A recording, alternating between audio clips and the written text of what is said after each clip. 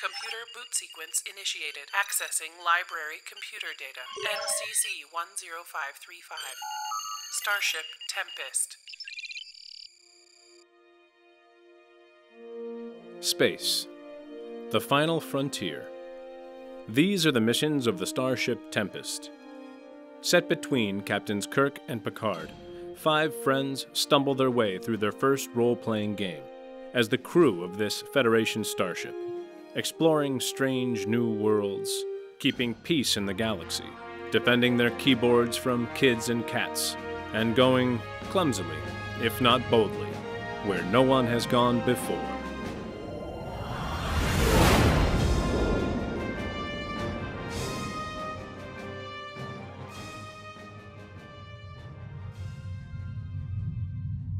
Captain's Log Supplemental. We finished our first dialogue with the Klingons. We found their leader, Bok, to be surprisingly gregarious. I am convinced that the Klingons do not pose a threat to the Federation mining facility on Ivex II. There was, however, a potential complication. The unusual bio readings we detected from the Tempest appear to be life forms indigenous to Ivex II. As they have been interfering with their mining efforts, the Klingons have taken to hunting the creatures for sport. The question before us now is, do we proceed with our objective and secure a new prolific source of dilithium for the Federation? Or do we investigate the nature of these life forms, risking our newly established détente with the Klingons? So you beam back up to the ship, I think, right? I don't think we did, but we can say that we did. Yes, sure. We beamed back to the ship and are currently discussing our next move. You've talked to both our next Bach maneuver. and Clotha. You got the weird alien life readings that you can't quite get kind of a fix on. Muppet Man, perhaps. And what would you guys like to do? Now I want to see Shatner do Muppet Man as the Rocket Man. Muppet Man! So I'm gonna be high. So, like, we probably should have made sure that those creatures weren't humans, but... I know I'm in the minority here, but I feel like that is actually more pressing than anything that Lee can do in a couple of shuttlecraft on a remote planet. Yeah, but what if he's building a weapon of some sort or something, you know? Can we check in with the security teams to see if they've detected anything unusual? Anything at all. I'm talking anything. Sure, yeah, if you want. Okay. All right.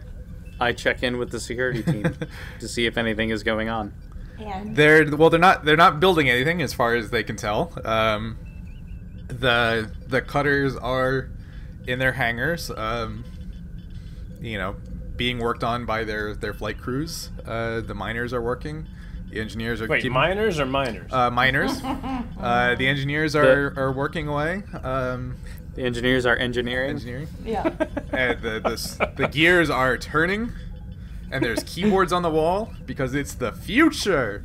Are the lights blinking in sequence or out? No, of they're sequence? blinking out of sequence. We'll get them blinking And in it's sequence. It's driving Norris Lee insane. That's what's doing it. Yeah, that's the source. So yeah, as far as the security team can tell, everything is proceeding. Everything is kind of still normal and status quo. Okay, so for whatever reason, I got a bad feeling about the treatment that the Klingons are doing to the whatever indigenous creatures are on Ivex. Yeah, the Heffalumps on Ivex II. But I have a feeling that the Prime Directive applies, and so I'd actually like to try to get in touch with a Starfleet legal expert. Okay, so I'm sorry. Isn't this like the trolley problem? Basically, we're not interacting with these things, and we can't be responsible for all injustices everywhere. Aren't we making ourselves involved prime directively? Isn't really the Klingon prime directive, which is probably shoot first, ask questions later, that's really in effect here? Well, that's exactly what I'd like clarification on. Okay. I mean, it's their planet, as far as we're aware. If we want to go down that route, my suggestion would be us trying to figure out a way to either make contact or get more information on those beings before we... Yeah, before we ask the council if it's okay that they hunt deer. Yeah, the Inspector General of Starfleet. Also, though, I feel like we are currently okay with Bach and the Klingons there. Yeah, why and you gonna... if we start... Yeah. Don't jack with Bach. Yeah, if we start trying to meddle, we could end up on their bad side, which we'd rather not be. Okay. I mean, I don't particularly care about that as Holden, like, whatever. Oh. Can you, Brian, can you describe to me real quickly, once again, the difference between focuses and values? Yeah, so value is used as what's called a determination point, which is basically if you invoke a value with that determination point, it counts as one automatic critical success. So 2 successes automatically. You don't roll; they just happen. A focus. So can we do that to gain information? Do you have a value that works on that? Yeah, I think I do. Let's see if Brian... Well, so let me just... the difference between the two. So that's what a value is, and a determination point. With a focus, if you can invoke a focus, that doubles whatever successes you roll. So if you roll 1 success, but a focus applies, that counts as 2. 2 successes counts as 4, etc. Okay. Because one of my values is perception is fluid. And so part of Maddox's backstory is he encountered some beings that nobody would have considered to be alive, but blah blah blah they were, and so his value. I feel like his value system here locks him into doing something more proactive about this situation than just leaving the Klingons to do what they will with this indigenous species. At the very least, I think Holden's right. If it's just game, then that's one thing. But if they're sentient beings, then that's a different thing.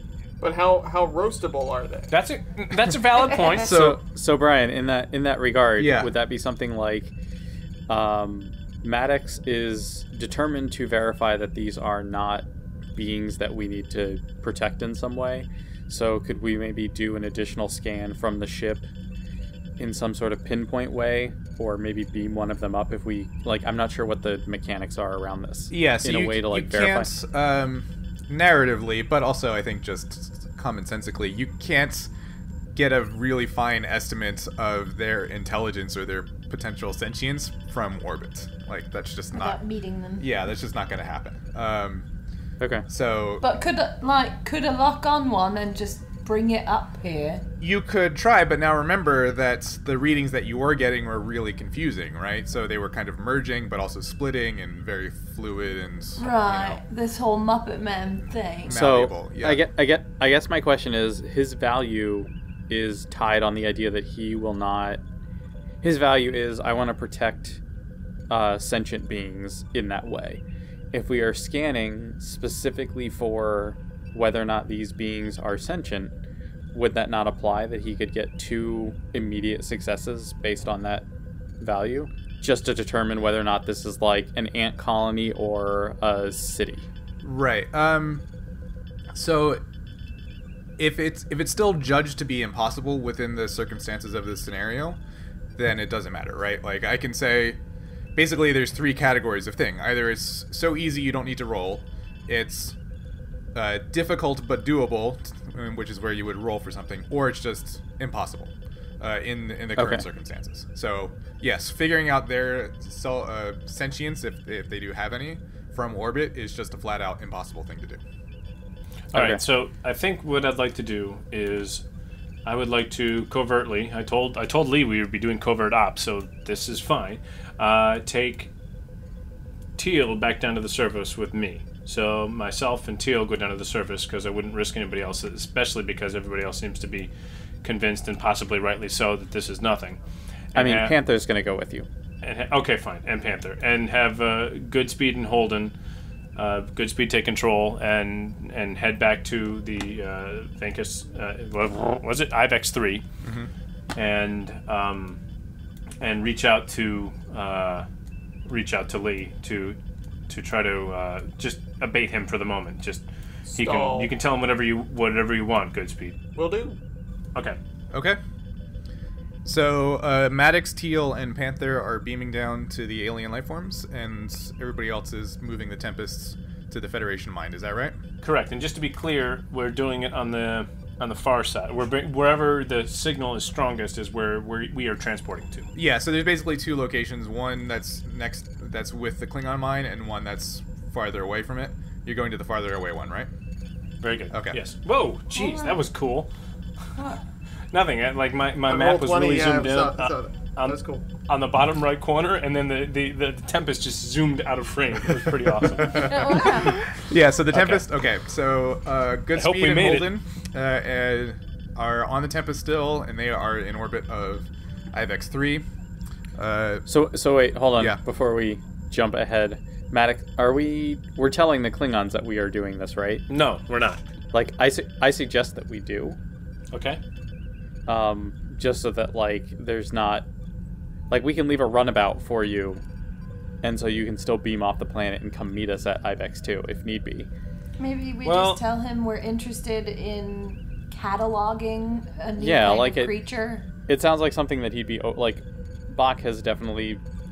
He made fun of us for it already. He knows we're going to do it. Yeah.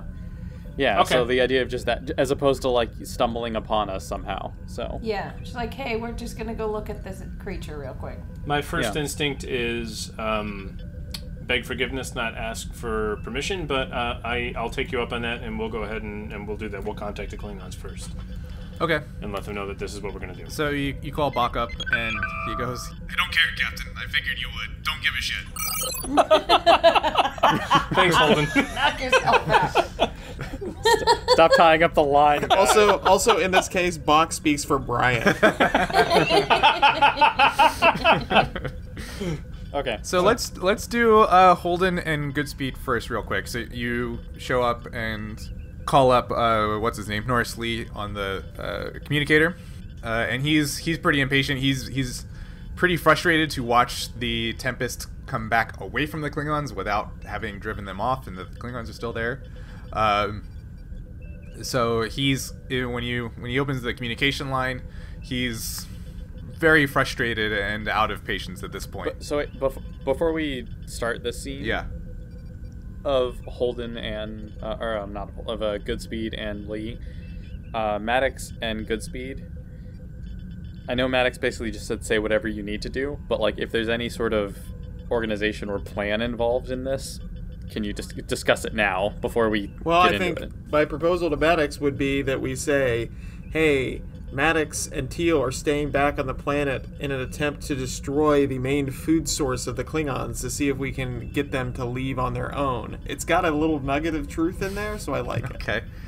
I just want to make sure we pick a plan before so we aren't like doing the constant, we're going to retcon. Like, no, yeah, absolutely, yeah. That's fair. Once we pick a plan and go forward, like I want Brian to be able to just kind of run with it. So. So Norris Lee is on the view screen right now, and he's like, what the fuck, guys? What's going on? Norris, baby. Come on, calm down. We got some good stuff going. Is this a secure channel? And I look at the comm person who says nothing, and I'm like, yeah, I thought it was secure. Good.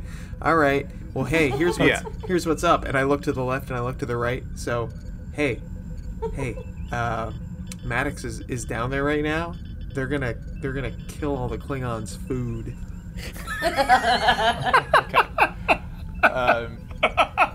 Okay.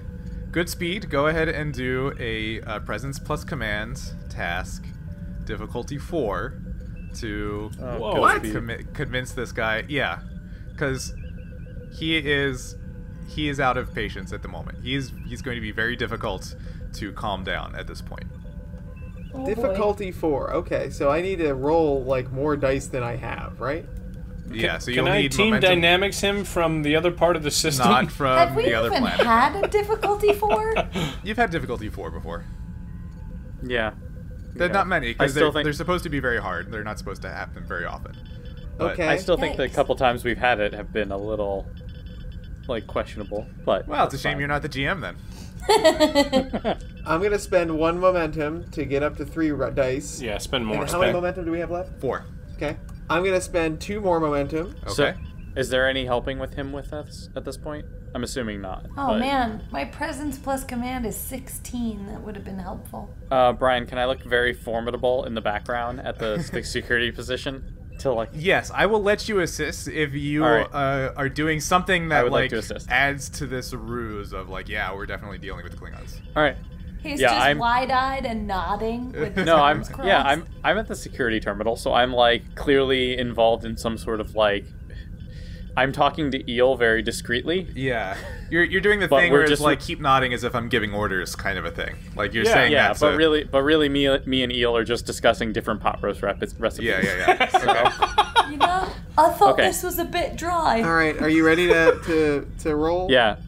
So what am I rolling, Brian? Same thing. You're rolling presence and command. Presence in command. All right. Can we just clarify how many momentum are we spending to get? How many dice are we rolling?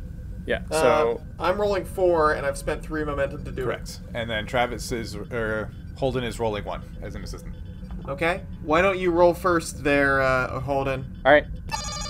Hey, that's Booyah! Okay, so I only One need to get success. 3 of these, right? Right. Oh, Ooh. Womp, Well, I womp. got 3 of them as zeros. Oof. but no complications. So we only get Yeah, 2 no successes. No complications.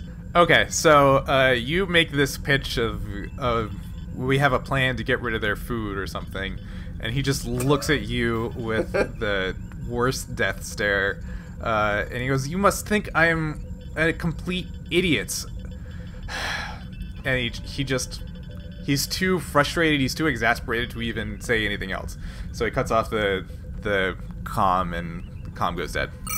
And I look back at Holden, and I'm like, I thought that went well. Okay, now let's go back to Ivex II with Maddox and Teal going to the alien. So you beam down to the kind of location of the life signs on the other side of the planet from the Klingons. At the Klingon location, it was kind of early in the morning. Here in this part of the planet, it's dusk. It's the very end of the daylight. You beam down a few yards away from a large cavern entrance, and the life signs are very clearly coming from inside there. As you beam down, the life signs seem to spike even more, if that's possible. They kind of almost seem to react to your presence or your arrival, and it's very clearly coming from inside this cave system that's in front of you. I agree. Let's go. That was Panther. Yeah, I know. agreed. You guys are going into the cave system, is that right? Affirmative. Yeah. Okay. So, Dr. Teal, do a control plus science for me, difficulty 1. What are we rolling for? So this is just following the life science. Yeah. Okay, I'd like to assist her. Okay. Whoops. Sorry. Okay, that's all right. It was difficulty what? 1. don't need So, Okay, never mind then. yeah, you did it. 1. To be clear, Panther has a phaser out. Okay. Like, I'm assuming he showed up with a phaser. So like he's there to be protection. Okay. Sure. And since we don't understand what these creatures are, they could be wild animals for all we know. So he's got it out true. and it's ready. Fair enough. So Panther, set that phaser to stun. Okay. So you follow the life signs into this cave system. There are multiple paths leading down, but the readings from the tricorder are giving you a very clear path as to follow the way down. So you follow them through various tunnels over maybe the course of like 200 or 300 meters or something underground, and so you finally emerge into a large cavern chamber that's underground. And at this point, this like translucent but also glowing and shimmering material or something starts to kind of seep from some cracks in the walls. And at first there's smaller entities that are emerging from various cracks, but as they come through, they merge into one large consistent blob of translucent material, and it has various like colors and lights inside of it that are dancing in various ways. And it's actually quite beautiful in a very alien sort of sense. As it coalesces into one large creature, it drops down to the floor, the center of the cavern floor, and shimmers at you in some way that feels like maybe it's trying to communicate or trying to convey something, but it's just a lot of shimmering lights and colors. Panther, holster that weapon.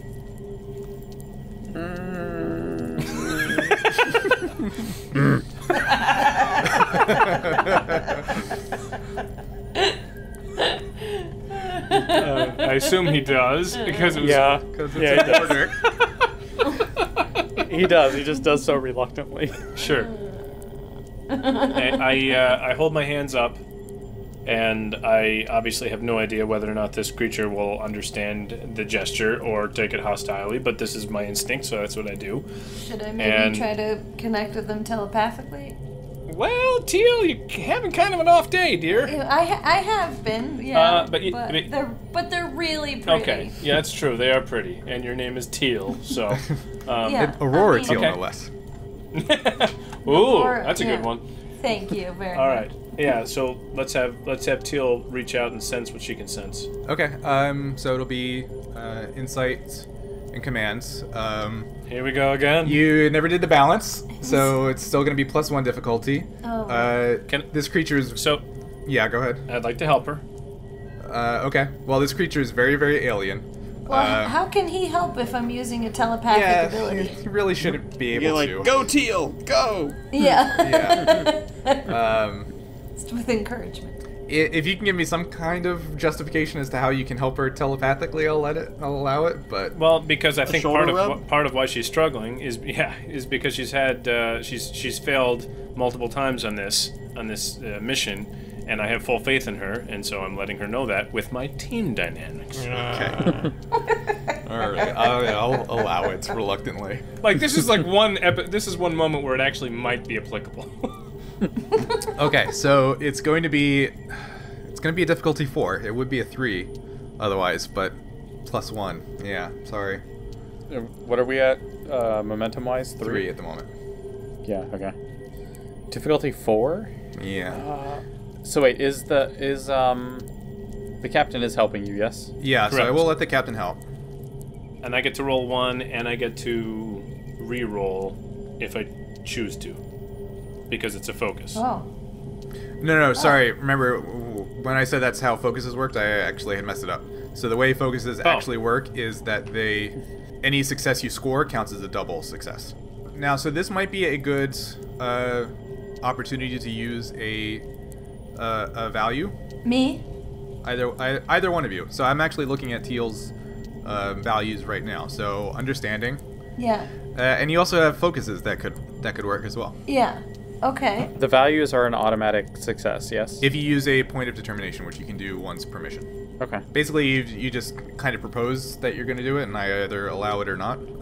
Okay. And if I do, then that's 2 automatic successes. And when you say it's 1 point of determination per mission, do you mean for the whole group or just per character? Per character. Per person. Per character, okay. So in theory, right now, Teal and Maddox could both utilize that 1 determination.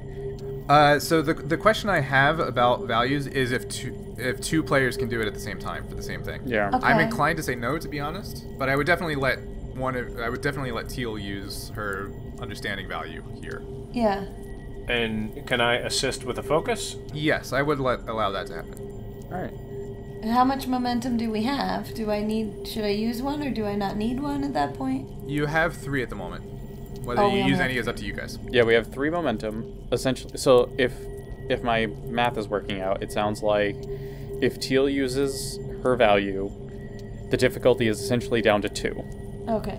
Because we have 2 automatic successes already. Right. So Teal is rolling 2, Maddox is rolling 1. He's using a focus, so if his 1 is a success, it'll double. Oh. So basically we are down to Teal rolling 2, Maddox rolling 2. And you need 2 successes. Trying to get 2 successes. All right, let's do this.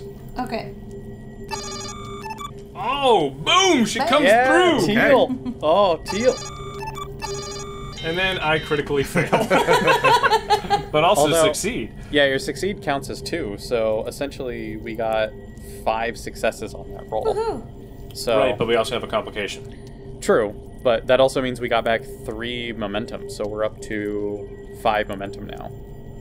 I'd say, just out of bold curiosity, I'd like a complication now instead of a threat, unless somebody has an argument otherwise. I would say since this was a difficult roll, let's give him a threat and Okay. like get the result that we're looking for right now. Yeah, okay, threat. Okay. So, yeah, so you succeed at this very difficult attempt to make contact. Teal sort of steps forward a little bit as she opens her mind to try to communicate your intentions and your mindsets to this creature, and then see what receives back. And as you do, as you make this contact, the creature starts to shimmer and pulse with even more activity than it already was. The lights inside of it and the colors are flashing and changing, and the actual surface of the creature is rippling with even more kind of energy and excitement. And as you open your mind to it, you get a very clear sense that it is in distress and that it is seeking your help. It can't formulate the thoughts any more precisely than that, but you do have the distinct feeling that you are touching a sentient, self-aware intelligence that is very, very alien from your own, but is still definitely sapient, sentient, and self-aware. And it is in distress and requesting help of some kind. And while Teal is doing that, I step forward and I remove her medical tricorder from her pouch, and I do a full bio scan to get whatever I can off of this entity. Okay, do a control plus science. Ooh. Difficulty. It's like my best combination. 2. Yeah. Boom. 2 Yay. successes. You got it. Okay. So you get the life reading. You get the readings back from the tricorder that say that this is The story of a girl. Sorry. the story of a girl. That this creature is sort of some kind of like a hive mind. It's definitely not humanoid. But when it splits into smaller creatures, into smaller elements, the line between, are they individuals or is it one kind of hive mind, is very blurry. There's no real clear line between that. So whether you want to call it one creature that's very large and can split itself, or you call it many creatures that can come together, it's 6 and 1/2 dozen or the other. Do you have any specific questions that you're scanning for?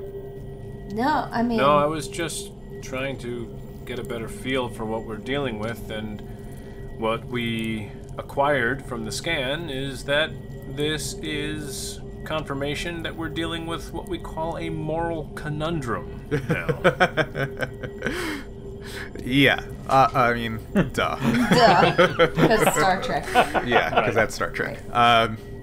Okay, and as you guys step forward, it starts to draw itself up a little bit, and it reaches out towards Dr. Teal, almost like an appendage, like in the Abyss when the thing kind of reaches out and forms a head, sort of, so to speak.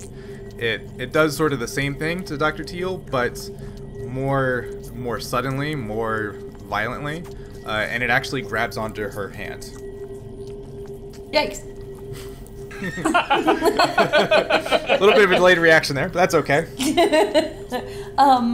Well, is it in like a help me way, or in like an aggressive way, or in like a... Yeah, is Teal in distress all of a sudden? Like, is she hurt? What's going on? I mean, you tell me. We tell you, oh, everything's fine, and we won the episode. Sure. Yay! And I Let's take go home, my team. I take my new shimmery bracelet home, and everything's fine. And as you say that, it keeps crawling up your arm, so now it's at about your elbow length. Up to your elbow now, and it's still going. Okay, please stop. Do you mean just crawling up the arm, or like it's eating her arm? Yeah, it's like enveloping her arm as it's working its way up. Okay, is Teal in pain right now? Not in pain, no. Beyond just the panic of having this weird alien thing. Panicked and fascinated, but I think it's trying to communicate, Dr. Teal. That's easy for you to say, Captain. Yeah, really. You wear it.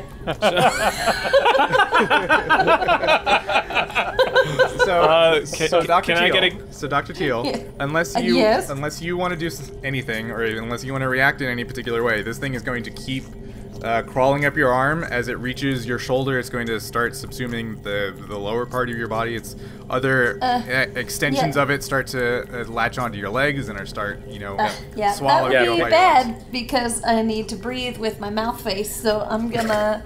Panther immediately grunts and looks at the Captain Maddox as to whether or not he needs to shoot this thing. And they look back at Panther and say, "Hold your sidearm." All right. So I'm trying to get out of its grasp and shaking it off and pushing it off of me. Do a fitness plus security task for me, difficulty 2. Oh God, my fitness and security is 9. I know. What a jerk. Oh, bagels. Okay. You try to step away, but it doesn't work. It's firmly, enveloped your feet in the bottom of your legs already, so you're immobilized. And now it's crawling. I have to stun it? It's still crawling up your body. There's still a significant portion that's off of your body, so there's a good target for Panther to hit if he did. Panther, stun it. And it's now crawling. It's about at your waist level and working its way up your torso. Panther, stun it. Yeah, I think I'm gonna stun it. No, I step in front of your fire. Okay. Why? It's gonna eat me. I love you. So it keeps crawling up the torso. It's now at your chest level. It's still going. Okay. It works. So can I wait a minute. Can I roll a Yeah. Quicker. I'm confused. It started on her arm. Yeah, so it worked her way up her arm. As it got to the shoulder, another appendage from the same blob reached out at her feet and started working its way up her legs. Yeah, I'm gonna need to breathe.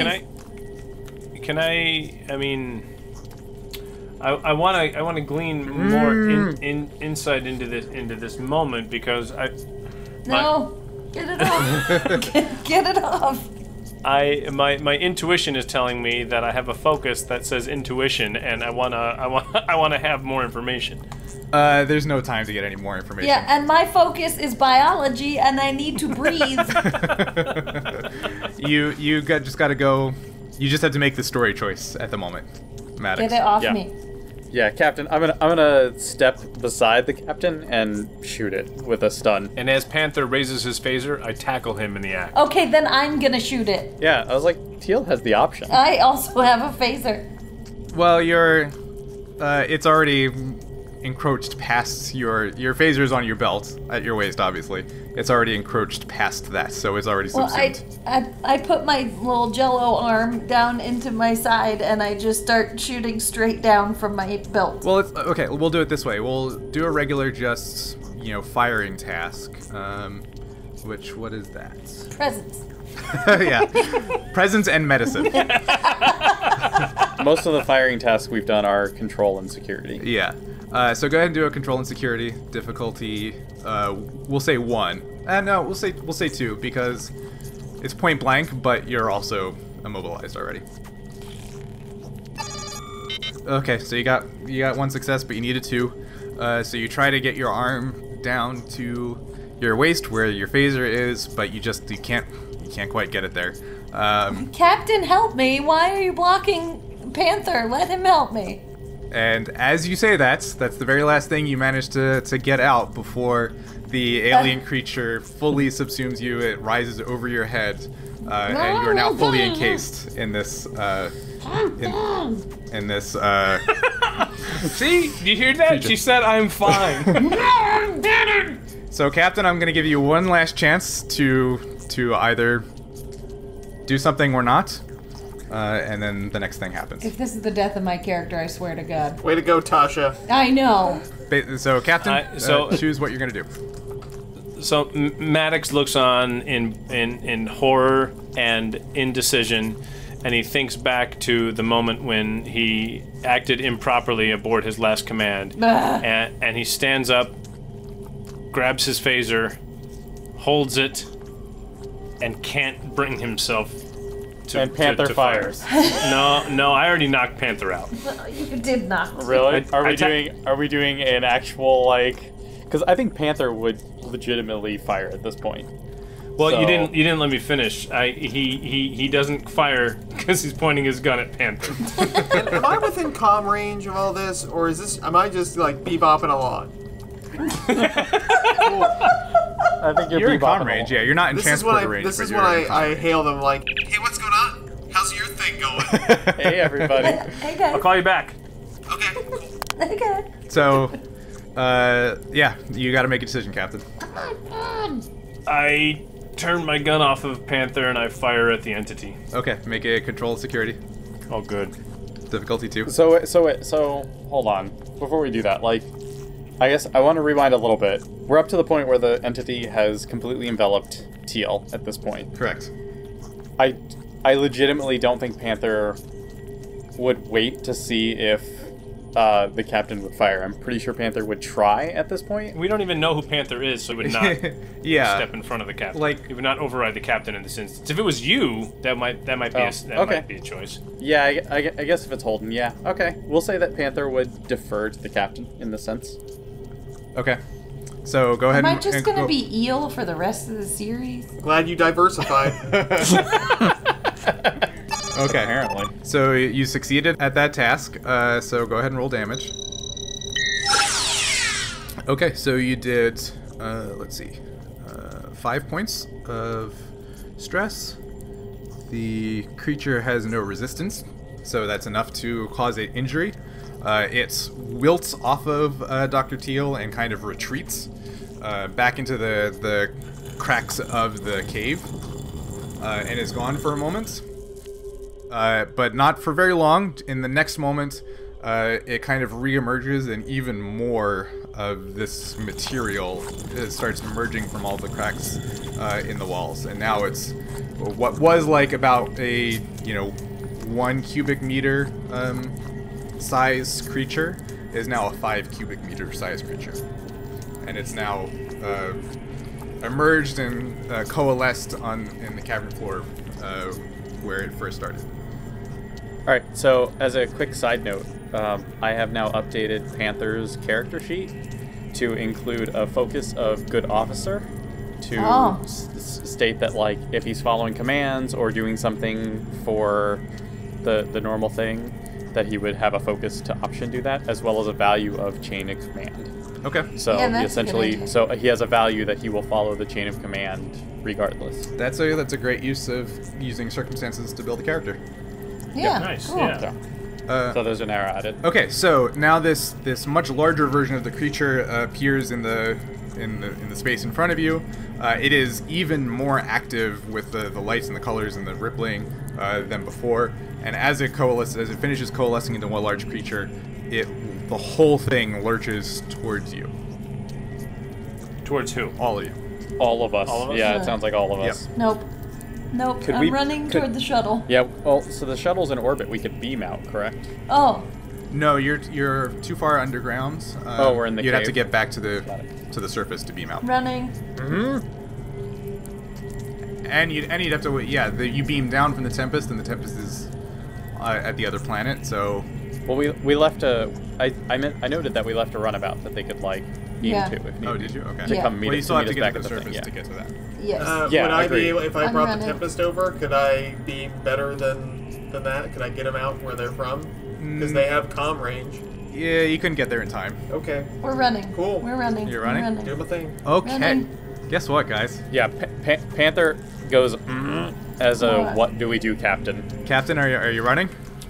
I tell him to run, and I drop my phaser and hold my ground. Wow. Okay. All right.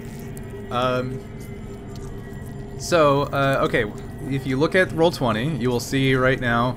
You should see like the. Actually, let me go a little bit.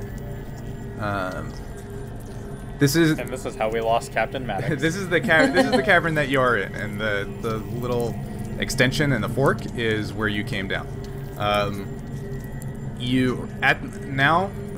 With the appearance of this larger creature, your tricorders have gone haywire. So all your tricorders are giving you is static. Your connection with the Tempest has gone to static. So Goodspeed is no longer listening in. Cool. And all of your electronics and whatnot are just now completely useless. So you basically have the opportunity to get back through the cave system back to the surface, but every time you pick a branch, a tunnel to go down, you might be going down a dead end. And if you do, the creatures, well, since Maddox is staying behind, we will say that Teal and Panther go, and you guys get to choose. I mean, Panther will stay. I literally just made a character command thing about chain of command and good being a good officer. Right, but I told him to run. I ordered him to run. Yeah, I guess. I looked at him and I said, run. All right, yeah, no, yeah, that's fair. He would go and protect Teal. I'm assuming Run also take care of Teal. So yeah, okay. So Maddox stays behind. Panther follows with Teal to help her get out. Okay. So you guys come to the first fork. Do you guys want to go left or right? This is all up to Teal. Left. Okay. As you guys start to go down that path, the creatures close in on Maddox. And they latch onto him the same way they latched onto Teal, and they start working their way up his body, his torso. It's beautiful! Now they're about at his waist or lower torso area. You guys come to the next fork. What do you guys want to go left Maddox, or right? what were you thinking staying behind? That was what was gonna happen. Left or right, guys? Left or right, Teal? Right. Okay. And as you guys make it to the next fork in the road, the alien creature finishes kind of subsuming and encasing Maddox. I'm assuming Maddox... Well, you tell me, is Maddox doing anything to resist or anything at all at this moment? I'm really trying to use my team dynamics focus with this, with this blob. To work as a team with the alien. Yeah, correct. Are you resisting or... I'm not resisting, no. Nope. Okay, so it works its way up. It's much faster this time. It works its way up much faster than it did on Teal. So as it finishes encasing Maddox, it's you know how in the abyss where he breathes in the water and like that lets him breathe underwater, like that sort of thing happens with this alien life form and Maddox. So it's still an encasing thing, but it also works its way inside of him as well and takes over his body at that point. So he's now fully encased. It's fully enveloped him. You guys come to the next fork in the road. You guys want to go left or right? Left. Okay, so you guys reach this next branch point, and there's actually 5 different potential branch points here. Oh, perfect. But as you reach this point, you hear Maddox with this crazy alien affectation to his voice shouting out, "Wait! Wait!" So we go back? Help! Oh, that sounds terrible. Yeah, do we go back for it? That's up to Teal. So I mean... Panther just follows orders. Wait, help! Alright, we'll go back. Alright, you start working your way back. You find Maddox standing there still at the entrance of the large chamber. He is fully enveloped in this weird, shimmering, colorful, translucent, blobbish material. Can I say it looks exactly like what Sam Beckett looks like in Quantum Leap? Sure. Ah. When he's in the flames. Into it. Oh no! It's more like you know how in biology textbooks they have the diagrams of the cells and like the mitochondria is red and this thing is green and yellow and like all the little like bits of a cell are colored different bright colors inside the translucent protoplasm. That's what it looks like. It's sort of like one giant cell with all these lights and colors flashing inside of it. So you guys return. You find Maddox completely enveloped in this material, in this creature. So are we talking to the creature at this point? Well, that's what in front of you. Yeah, I mean, Yeah. Seems like you it. tell me what you're doing. Go get her, Ray. Why have you taken over our captain? What do you want? Need help. What kind of help? How can we help you? Home destroy. creatures destroy our home. The dilithium mines? Dilithium. Home. Home destroy. Please stop. Destruction. Save home. You're gonna have to take that up with Bach?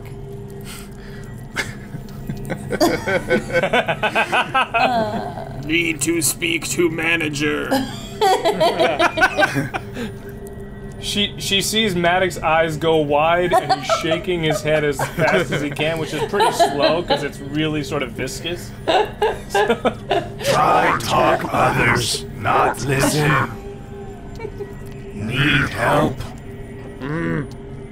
Panther grunts, as in saying, how about let our captain go? Yeah, that's a good start. Let go of the captain and we'll see what we can do.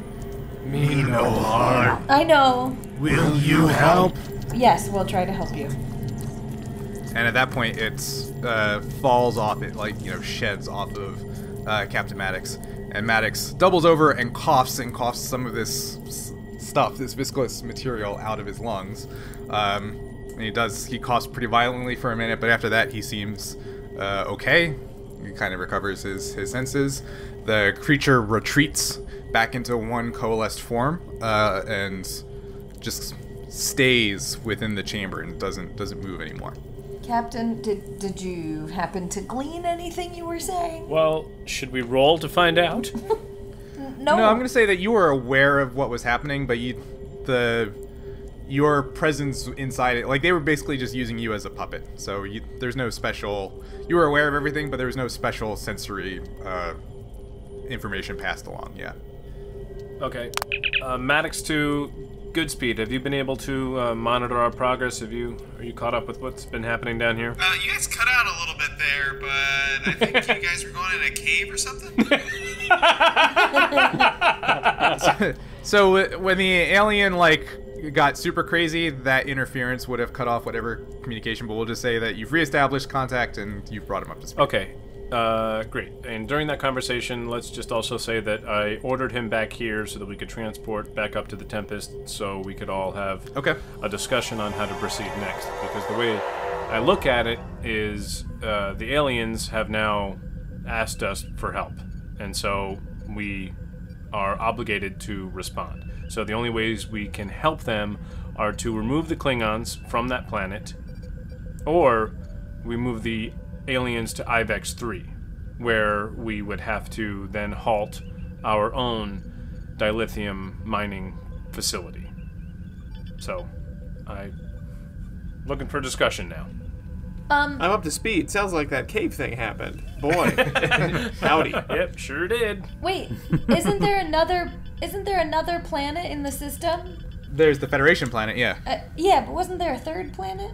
There's a tiny little Mercury-like planet inside, but there's not enough dilithium there to be worth it. And there's two gas giants, but you can't get to the dilithium there because they're gas giants. Yeah, but for the one where it's not enough to mine it to be worth it, the creature could live there.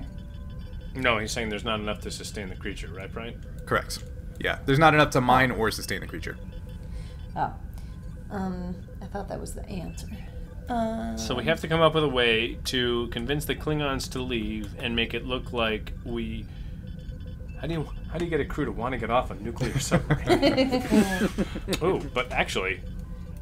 No, that won't work. Never mind. I need suggestions. I got nothing. You can let one of the guys eat Bach, and then Bach will be done with it. He'd probably go down really enthusiastically, no less. I mean, this is the thing, right? The whole concept is the fact that there's no right answer. So, there's some sentient beings on the planet.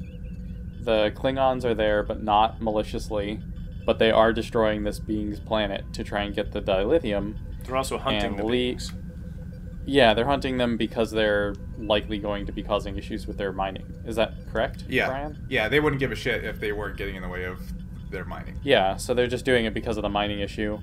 And Lee is basically just a racist jackass. So, it's just a matter of how we decide to... So how do we make the the Klingons, I wanted to say Soviets for some reason. How do they make the Klingons want to leave? Because we all love Red October. Right. What if we put the creature on the Federation planet and make Lee leave? That's what I'm thinking. Because he's the racist jackass. Oh, there you go. Our mission is to make the facility safe and don't provoke the Klingons. Well, I feel like we can only accomplish one of those with that swift stroke. Right. But well, we could. It would, we could. Well, no. What I'm thinking of is treason. Okay.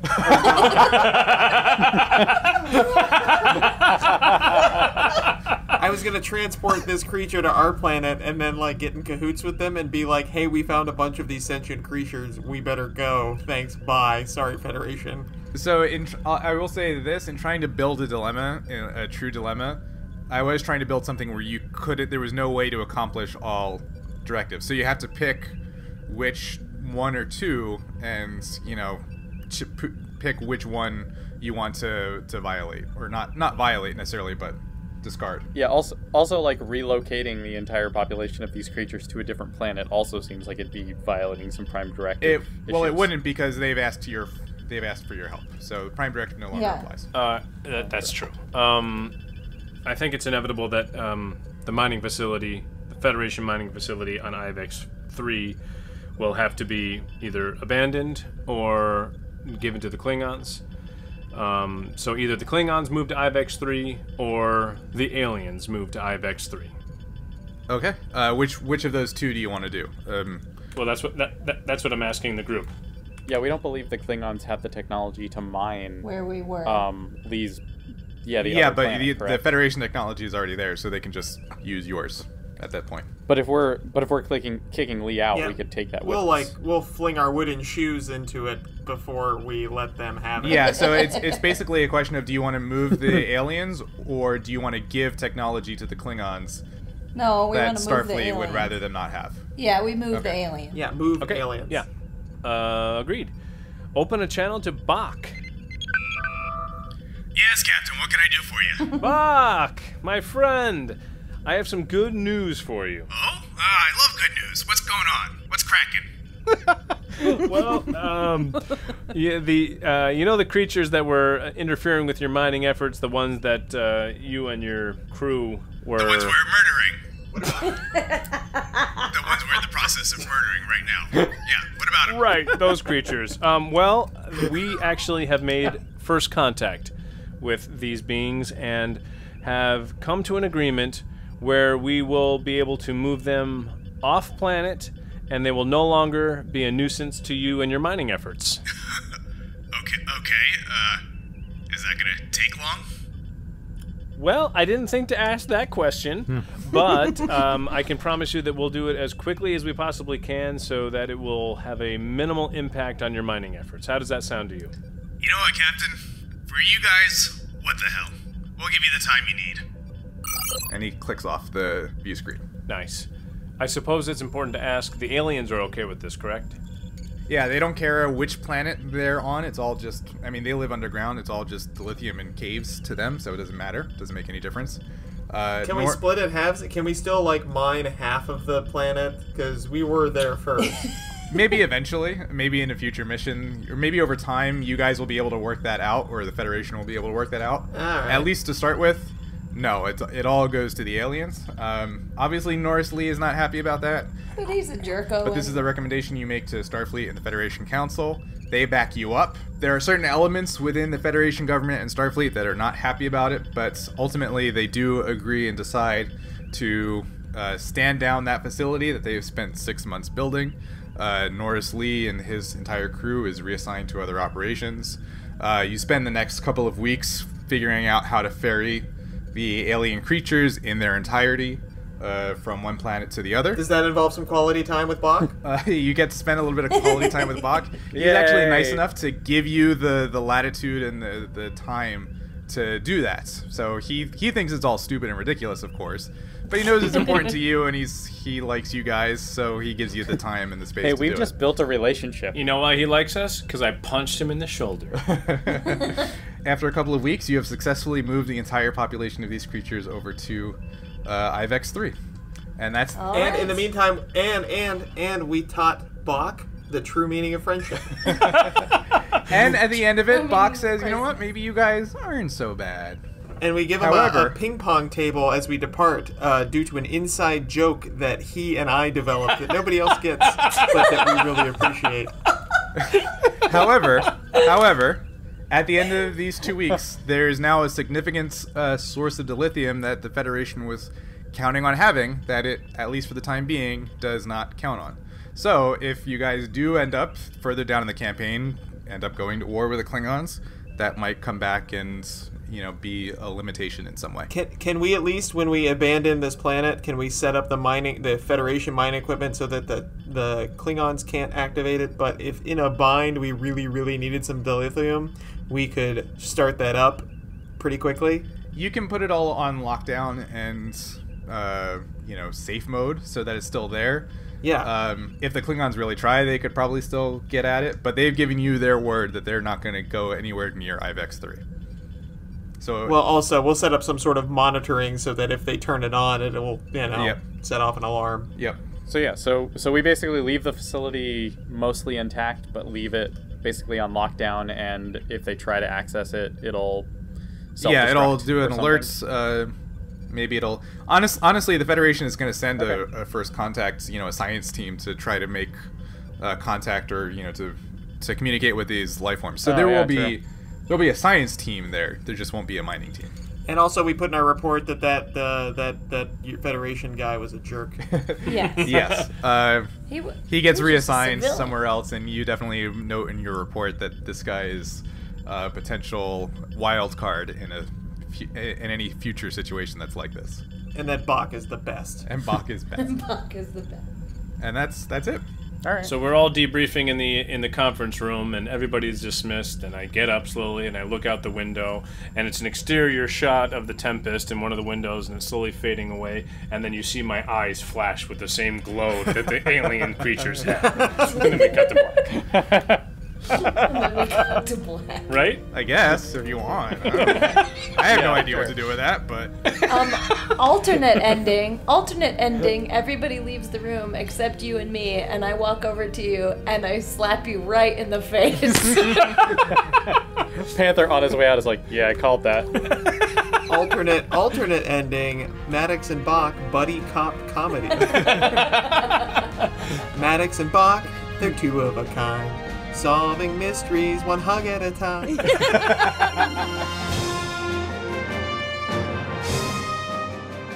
Thank you for listening. That was the conclusion of Incident at Ivex, our very first completely original mission, written and developed by our own GM, Brian Finifter.